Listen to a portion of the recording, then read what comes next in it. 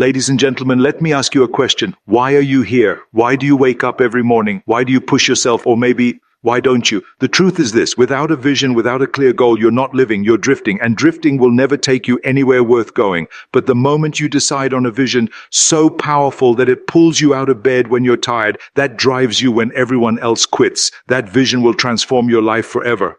Why do you want to work out? What is your call? The most important thing is that you have a vision. Did you have a call? Because without that vision and without that call, again, you're drifting around and you're never going to end up anywhere. People don't become successful just by accident, I mean, maybe the guy that found gold in California and started the gold rush, but don't count on that. It's a one in a lifetime kind of a situation. So you got to really have a specific order to me to have that vision that I want to be Mr. Universe. They didn't want to be the greatest bodybuilder of all time. That was a great vision. And that's specifically to look like Greg Park and to be up there on that stage and to lift the trophy overhead and to win the championship over and over and over again. So that was a great core. You have to have a core. Now, it doesn't have to be that specific goal, but it has to have some core. This is why I always recommend to people, sit down, take your time instead thinking about why do you want to work out? What is your goal? And it can't be as crazy as this. It could be, I want to impress girls. If that's your call, so be it. But it motivates you. It could be that you're emulating a certain, bodybuilder or a certain football player, a certain box or whatever it is. Half those pictures put all over the wall. Like I did when I was a kid. I put pictures of Rich Pocket, of Sonny Listo, and of the boxers and of Ali and of powerlifters and weightlifters all over my bedroom, a wall. So that every day when I go to sleep, every day when I wake up and look at those pictures and they motivate me, you need that motivation. And then therefore you have this kind of imprint in front of you all the time. And you know exactly what you're chasing. People always came up to Mr. Why are you smiling? You're working at 5 hours a day. You're doing the same as the other guys. But the other guys have a sour face. They're pissed off the death to do another rep or another set or something. I looked forward to another 1,007 reps of sit-ups. I looked forward to another 500 pounds of a leg press, a squat. I looked forward to a more and more curls until my arms fall off. Why? Because I knew that every rep that I did and every set that I did and more weights that are lifted, I get one step closer to turning that vision into reality. So I was turned on, but that I was excited. I couldn't wait to get to the gym. I remember that when I weighed 245 pounds, and Bob Ragelson, the director of Stay Hungry, said to me that I'm interested in having you come in for reading and broken your acting and orders because I'm interested having you in a movie to start with the Jeff Bridges and with Sally Fields. I was delighted about that. That was excited. That said, pumping up one more. And then he said, but I don't want it to weigh more than 210 pounds. You want me to be in the movie, but I'm going to 45 to 46. I say, I just want the Olympia. I say 1970 was 1974, and I was really at my biggest. But he demanded that. And he says, look, it's very simple. And the day we start, surely I'm going to put you on the scale. And if you don't make the 210s, you out, because I have someone else in mind and I worked on it. I said that visualizing myself very clearly as a lean athlete, because that's the only way I could lose that weight and all of a sudden get interested in running more. Because up until the point I ran like 3 miles after training or before training, or whatever. But now I said it was 5 miles, 6 pounds, 7 miles, 8 miles in there, even when many marathons in order to lose the weight. And I did everything with high reps. That was watching my diet where they eat notice kind of things. And by the day before, I remember we went Birmingham, Alabama. The day before was at the YMCA with Bob Regelson. He was swimming and I was working out, nervous running. There was a tractor that was running. He says, let's step on the scale. And I stepped on the scale and I weighed 209. So it just shows fear. What is possible if you visualize exactly what you want to look like? Music. And there was no room for any kind of I can't get my act together. Anything is because there's only a certain amount of time. But the key thing again is have the clear vision, have the specific core of what you want to accomplish, because then you never go to the gym and you say, the day I fell down a little bit, I don't know what it is all about. I know my life. I'm confused. No, I tell you that I was a perfect example of someone that was not confident at all. I mean, when I was a kid, that was just like any other kid that had hang-ups and problems and orders.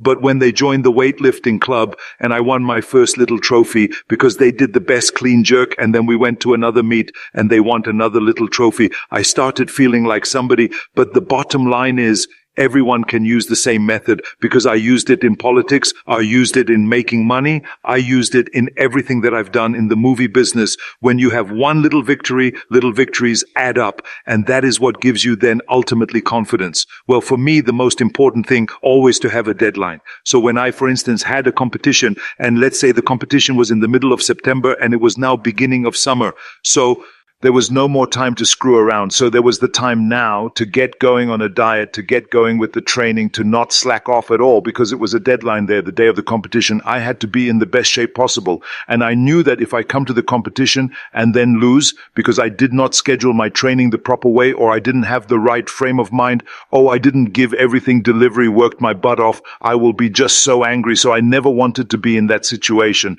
So this is why it was very important to pick that time and to say, this is when I have to be in top shape, then the work towards that. But it's not just with the competition. I mean, they're always the same in the movie business. I mean, to me, it was always a big advantage when I said, okay, my movie starts on April 1 and I have now 3 months. So I have to get really in great shape. So he picked those times. He could also be that there is no movie and he have no Miss Dolan PR Noticed America. No Mr. A Universe coming up on any of those things. But you say to yourself, the summer starts in June. I'm going to go to the beach in June. And at that time, I want to be in great shape. So that creates an emergency that makes you really start to training. I've been taking it seriously because if you don't have a specific plan, then you wander around them and you can have, as I've told you many times, the best ship or the best plane in the world. But if you don't have a specific goal where you want to go and when you want to get there, you just drift around and you never get anywhere. So this is why this is important to create the urgency of a specific time when you want to be in shape.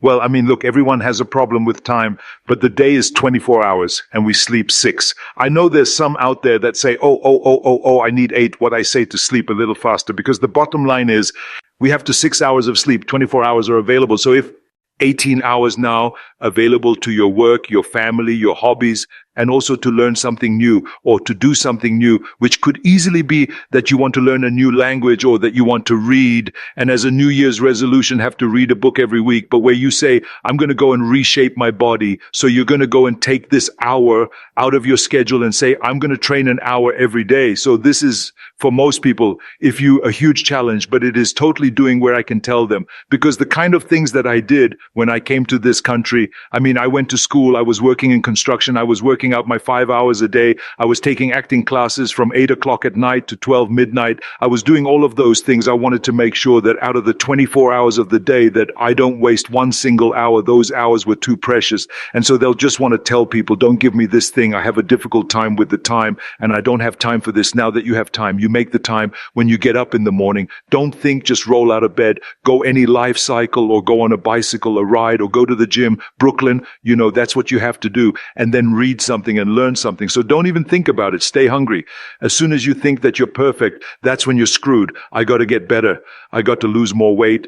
I got to trim down my tummy. I gather they get bigger calves. I got to get bigger. Doctors know if you're not quite reaching your goal because you didn't do everything that you could do. You have time. You make the time too much is not enough. If you fall down, I have no fear of fainting in a gym because I know it could happen. I threw up many times, formulas working out. I just know because it's all versus they hungry. I do everything that I can to be a winner and to get the party, the time vision. If you do something, then do it. Go all out. You have time. You make the time. You can do it. You can do it. You can be the greatest. Don't worry. I look forward to another 1,000 reps of sinners. I look forward to another 500 pounds of a leg breast. Most what I look forward to, doing more curls until my arms fall off. Why? Because I knew that every rep did, if every set that it did, and more weights that are lifted, I get one step closer to turning that vision into reality. You can do it. Why do you want to work out? What is your call? If I can see it there better, believe it, then I can achieve it.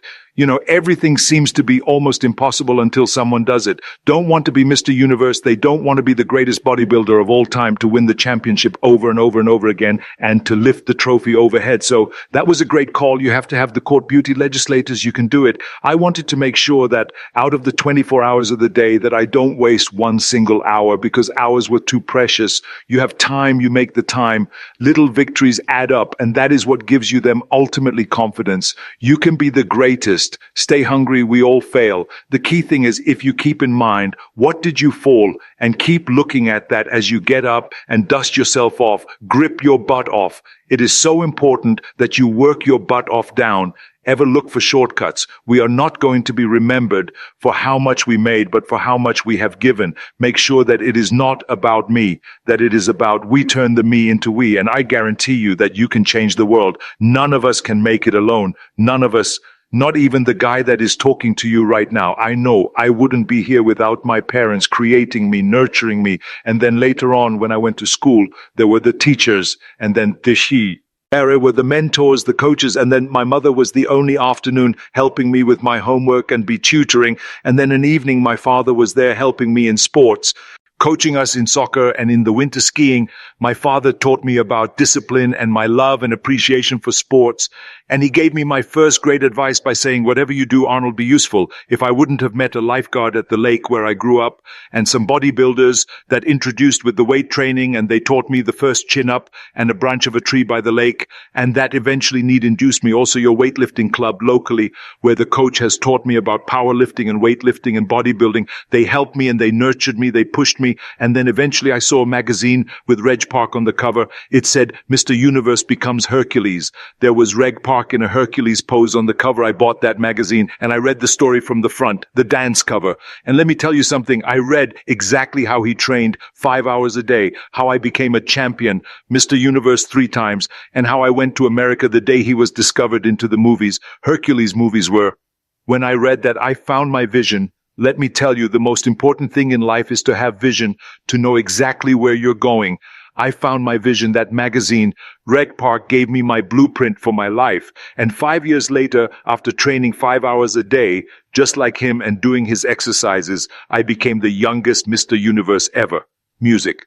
The reason why I want you to understand that is because as soon as you understand that you are here because of the lot of help, then you also understand that now is time to help others. That's what this is all about. You got to help others. Don't just think about yourself. Help others. Music, tear down this mural, get down this mirror that makes you always look at yourself, and you will be able to look beyond this mirror and see the millions of people that need your help. And let me tell you something. Nangmen, I heard that it all made sense to me that we have to go out and help because they decided not to listen to the naysayers, and because I decided to work as hard as I did in bodybuilding. It's a myth. Now, I know you're going to say, look, we read so many stories about you and we saw documentaries when you talked about that you are the model of the American dream and that you had the perfect example of the self-made man. Or let me tell you, I have seen and heard and read those stories myself, enjoy reading them. But the fact of the matter is, it is not the whole story. I didn't make it that far, my own. I mean, to accept that credit or that medal would discount every single person that has helped me to get here today, that gave me advice, that made an effort, that gave me the time, that lifted me up when I fell. It gives the wrong impression that we can do it alone. None of us can. The whole concept of the self-made man or woman is a myth. Never ever think small. If you're going to accomplish anything, you have to think big. You have to go and shoot for the stars. The biggest challenge most people have is because they think small.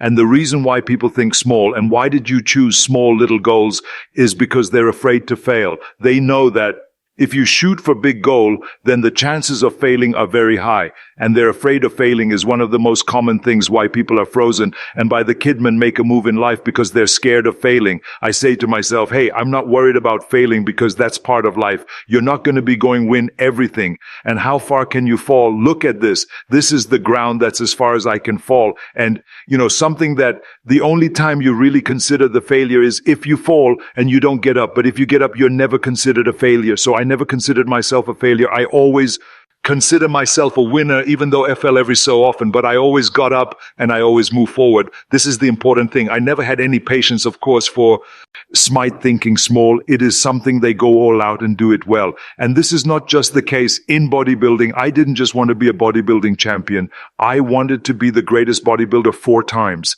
I wonder, that's the most muscle, then the most muscle of all times, the most definition. I wanted to win the most trophies, the most world championship titles. I just wanted to be the best. And the same is also also in movies. Didn't you think about being in movies? No, I wanted to be a movie star. I wanted to have above the tie building. I wanted to become the highest paid entertainer I'd face. If you wanted to be another John Wayne, what's wrong with that? Music.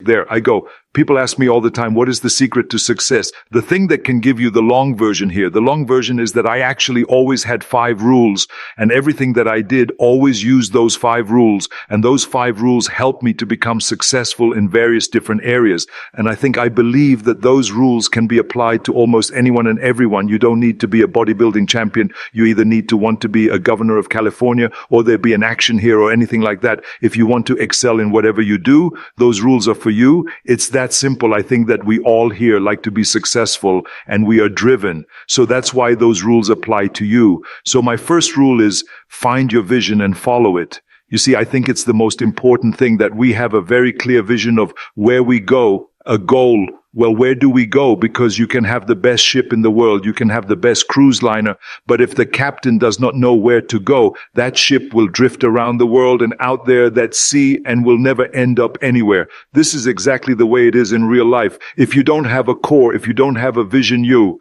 just drift around. You're not going to be happy. This is why it is so important to have that vision. Now, I created that vision in Austria because I grew up after the Second World War. The problem was that everyone was so depressed because they lost the war that there was alcoholism everywhere. There was, of course, depression. There was a terrible economic situation. There was famine. There was starvation and all those things. And also, it was kind of a little place and narrow. I felt I wanted to get out of there. I wanted to escape. And I couldn't see myself really do work there in the stadia, to work in the factory, of the work in the farm. Although even to follow my father's footsteps to become a police officer, I couldn't see that either. And I think that's what my parents wanted me to do. But that's not what I saw. This was the vision of my parents, but not mine.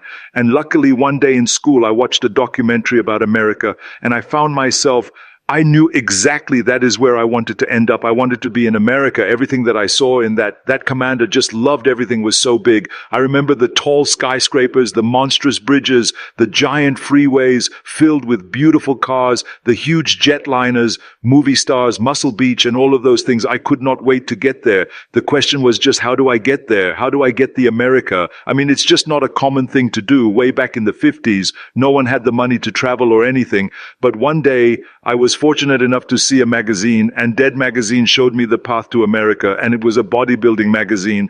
And on the cover bust is very muscular guy, then was standing there like Hercules with the Hercules outfit. His name was Reg Park. This Reg Park was undercover, and I remember the cover said, Mr. Universe becomes Hercules star. I read the article as fast as I could, learning about how he grew up in Leeds in England, poor, and how he trained 5 hours a day, every single day, and trained and trained and trained and lifted weights. And then he finally became Mr. Great Britain. And then he could become Mr. Universe with anyone, a second Mr. Universe title, in the third Mr. Universe title. And then all of a sudden he landed in Rome in Cinerite doing Hercules movies. And there he made millions of towers. And this money he took, he bought himself a gymnasium chain in South Africa. He became a successful gymnasium owner. You know, Surette, I became more and more certain about my own future as I read this story. I was so excited, so interested. I knew exactly that I wanted to become another Reg Park. I know he laid out the blueprint for my life. Basically, I could see myself, I could visualize myself clearly to be a champion on that same stage where he wanted Mr. Universe, and then the move to America, then get into movies, and then become rich and famous. I had that vision very clearly laid out. I was so happy that I knew exactly where I was going from that moment on. Everything that I did, no matter how hard I had to work or how much I had to struggle, it didn't matter. It was a wonderful joyride because I knew what the purpose was, and I found my passion. The simple truth is, if you don't have a vision, if you don't have a goal, if you don't see your future laid out in front of you, you're just floating around without a purpose. And I think that the numbers speak for themselves. This is why so many people around the world are unhappy with their jobs. I mean, in America, 74% of the people hate their job and would like to change jobs. But think about that. That means that only a quarter of the Americans love their life's work. I mean, that is a very depressing statistic. I always smile when the world, no matter how hard I work, I always had a great time no matter what I did. It didn't matter what was in bodybuilding or it was in the movies. Of it was as governor. I remember in the pumping iron days, people asked me in the gym all the time, why are you smiling all the time? Why are you so calm?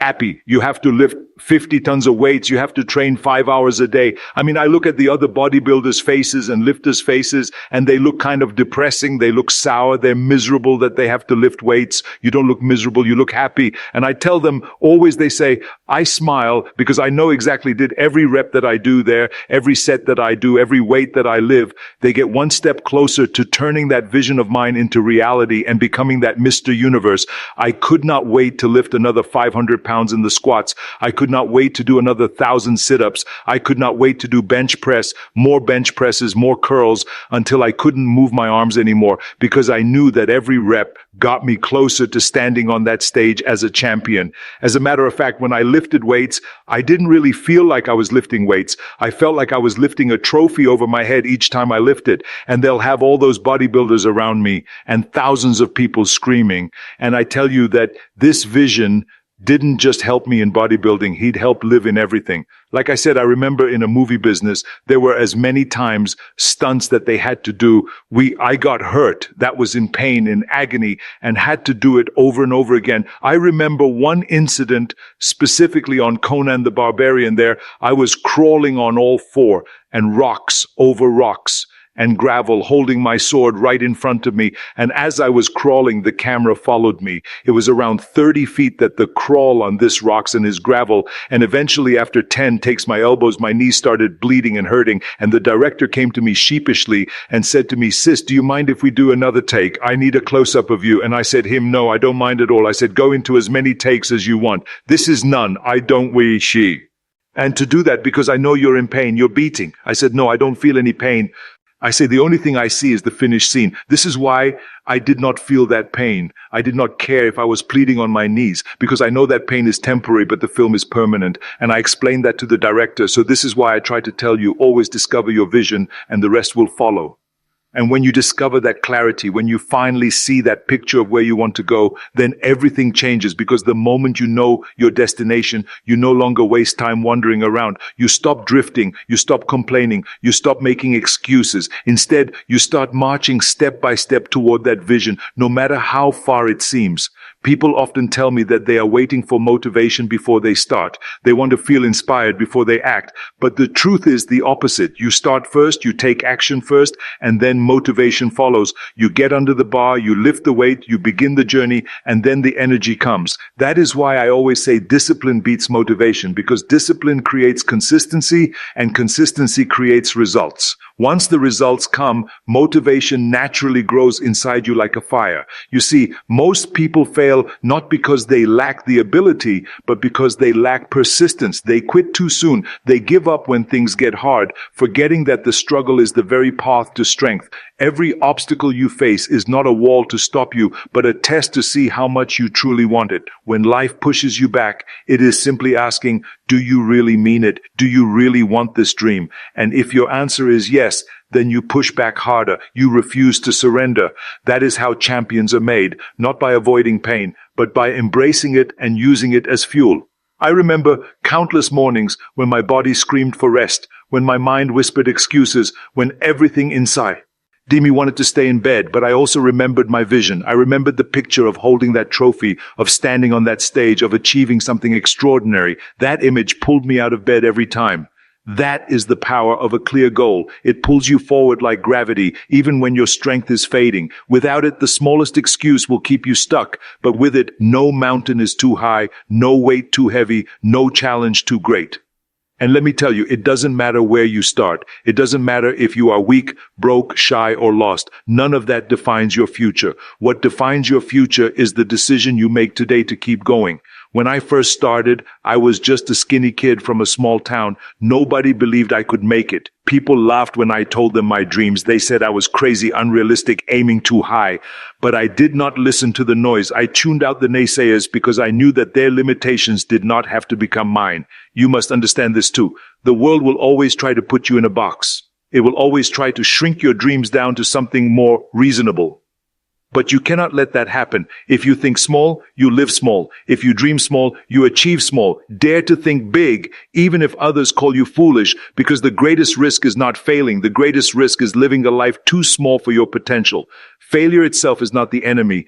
Failure is simply a teacher. Every mistake you make, every setback you experience is feedback. It is information guiding you closer to success. Too many people run from failure as if it is poison, when in reality it is the medicine that builds resilience. I have failed many times, on the stage, on the screen, in business, even in politics, but every time I fell, I stood back up, and that is why I kept moving forward. So don't be afraid to fail. Be afraid of never trying. Be afraid of regret, because regret will follow you forever, but failure will only shape you for the better. Another thing you must remember is that greatness is never achieved alone. No one succeeds without help. No one builds a legacy by themselves. Along my journey, I had mentors, coaches, training partners, people who guided me, pushed me, believed in me when I doubted myself. That is why I always say, never be selfish with your success. When you climb, reach back and pull someone else up with you. When you learn, share the knowledge. When you gain strength, use it to protect and uplift others. Because true success is not measured by the trophies on your shelf or the money in your account, but by the number of lives you impact along the way. The world does not remember you for what you take, but for what you give. So ask yourself, who can I help today? Who can I inspire, encourage, or support? It doesn't have to be something big. Sometimes one word of belief, one act of kindness, one piece of advice can change someone's entire life. That is the real power we all carry inside us. And when you start living with that mindset, life becomes richer. Suddenly, it's not just about your personal win, but about lifting others up, about turning me into we. That is when you truly begin to make a difference. But don't think for a second that helping others means you neglect your own work. On the contrary, the better you become, the more you can give. That is why I push people to work relentlessly on themselves. You must sharpen your skills, strengthen your body, discipline your mind, and expand your knowledge. Because the stronger you are, the more capable you become of serving others. Your growth is not selfish, it is your responsibility. The more you grow, the bigger impact you can have. And to grow, you must push beyond comfort. Comfort is the enemy of progress. Nothing great has ever come from staying in your comfort zone. Every breakthrough requires discomfort. The pain of training, the fatigue of long hours, the frustration of slow progress, the fear of failure, these are the signs that you are growing. If it feels easy, it means you are not stretching enough. So when it gets tough, don't run, lean into it, because one day the very struggle you are facing will become the story that inspires someone else. People sometimes ask me how I stayed hungry after winning so many titles, so many awards, so many achievements, and my answer is simple. I never believed I had arrived. The moment you think you are perfect, the moment you think you have done enough, that is the moment you stop growing. You must always stay hungry for more, not more fame or more money, but more growth, more learning, more contribution. Life is about expansion. If you are not growing, you are dying. So never settle. Celebrate your victories, yes, but then immediately set a new challenge. Keep stretching the limits of what is possible. And let us also talk about time, because time is the most valuable resource you have. People always say they don't have enough time, but the truth is time is equal for everyone. 24 hours in a day, that is all we get. The question is not whether you have time, the question is how you use it. If you waste hours scrolling, complaining, or waiting for the right moment, those hours are gone forever. But if you dedicate them to your vision, to your training, to your learning, to your purpose, then every hour becomes an investment in your future. Don't wait for the perfect day, because there is no perfect day. Start now with what you have where you are. That is how you build momentum, one day at a time. And I promise you, if you keep stacking those days, if you keep putting in the work consistently, there will come a moment when the world cannot deny you anymore. The results will speak louder than the doubts. The trophies, the victories, the breakthroughs, they will all come as a natural consequence of the hours you invested. But you cannot cheat the process. You cannot fake the work. You must pay the price in full every single day. Success has a cost, and it only rewards those who are willing to pay it. So my challenge to you is this: define your vision clearly, commit to it fully, and work for it relentlessly. Don't listen to the naysayers, don't wait for permission, don't stop when it hurts. Push forward with discipline, persistence, and faith. Help others along the way. Stay hungry, use your time wisely, and I guarantee you that one day you will look back and realize you have built a life far greater than you ever imagined.